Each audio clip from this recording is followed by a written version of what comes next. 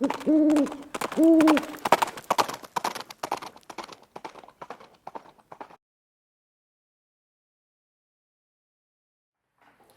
guys, it's Viejo here, and we are in the end of June in 2025. We got summer upon us now. Nice day here on the central coast of California. It gets breezy in the afternoons this time of year, but it's sunny and clear, probably 72 degrees outside. A little bit warmer here in the garage. That metal door back there kind of magnifies the heat a little bit in here, but it never gets unbearable. Hey, this is episode 21 of Wadcutter Wednesday, and we're just getting warmed up. We got a lot more. Anyway, hey, we got another wadcutter for a 38 caliber here for you today. This is the Lyman 358344, and let's take a look at the bullet here. It comes in a little bit heavier than some of our other wadcutters. You know, kind of, I'll say a standard for a 38 wadcutter is about 147, 148 grains. So these are 158 grains. So it's got kind of a longer nose up there. Take a look at this. If you thought that this Lyman bullet resembled the Kramer, you did. That's the Kramer on the right. It's about 10 grains lighter than the Lyman on the left. You know, 148 compared to 158. Little bit more lead up out of the case mouth on the Lyman bullet. And both of those, the noses of the bullet, the part which sticks up above the case mouth is rebated a little bit. The Lyman is 5 thousandths narrower up there than the shank of the bullet.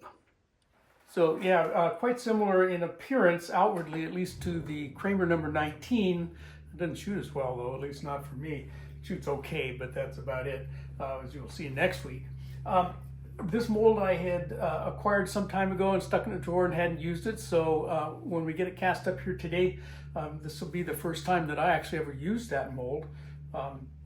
So let's get down in here and take a look at the mold itself. All right, here we have the Lyman 358344. Can you read that? That's a second digit is a 4 there. It had been over stamped. Okay, and it was advertised as new old stock, which I think is correct. It doesn't show any signs of having been cast. It's just kind of hard to tell. We're going to treat it as brand new, so I'm going to heat cycle this one. It may have been used before, but if so, not much. Just noticed in there a little bit of a burr there around that handle bolt hole. See it?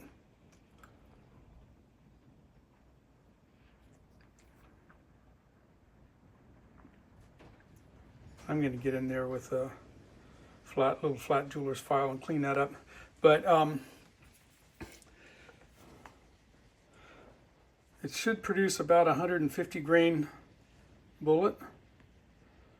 Okay, the proof will be in the pudding, but there's what it looks like.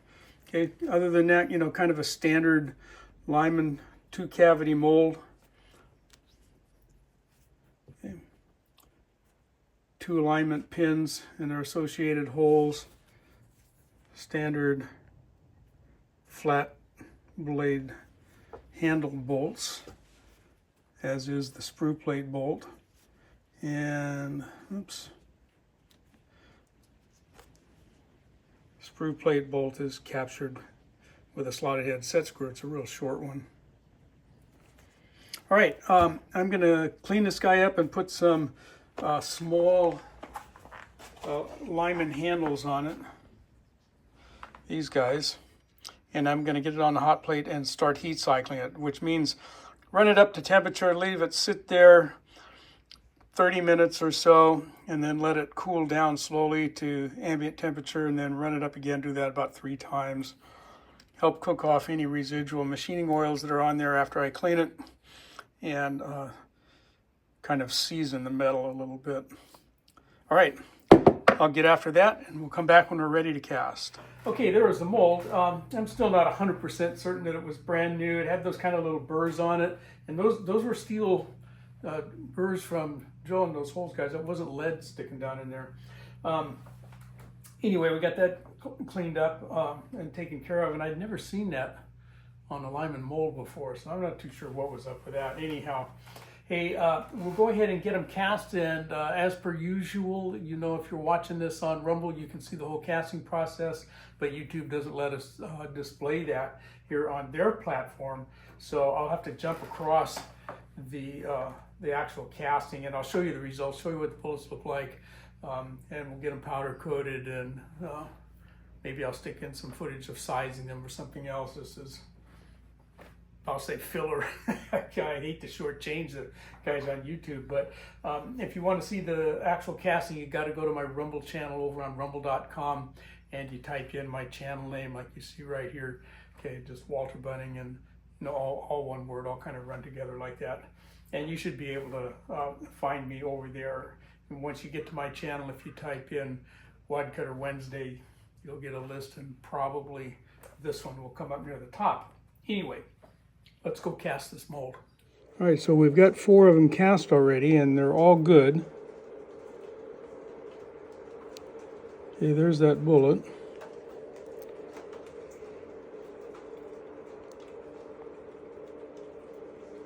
Okay. You got a little bit of a seam there, but that's acceptable. All right, let's keep going. Here's our Lyman 2-cavity 358-344 wad cutters. That's the take for today. There's the Lyman 358-344 done up with Eastwood Signal Red. Let's quench them. Here's the data on our Lyman 2-cavity 358-344 wad cutter. They weighed right at 158 grains with the Viejo #1 alloy. Both cavities were right at .360. This guy has 3 grooves in it, and I'm going to be loading these as a type 3 wad cutter and crimp into that top groove, okay, which is actually a crimp groove, I believe. But anyway, here's the overall length of that bullet, .585, okay, and to the top of that top groove is .410.